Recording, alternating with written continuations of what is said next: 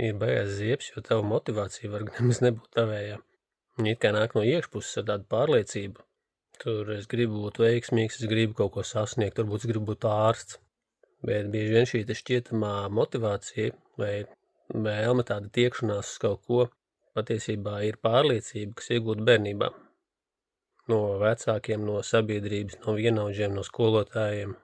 Tu domā, ka tu gribi iet kaut kādā konkrētā virzienā, bet patiesībā tas ir kāda cita vajaga, kas ir tevī iesēdies.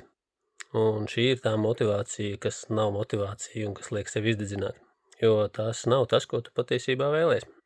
Kā tu atpazīt, ja tā motivācija nāk ar tādu vainas sajūtu, man vajadzētu darīt, jo, piemēram, es neesmu pietiekami labs. Tā nav motivācija, jo motivācija nāk bez spriedzes.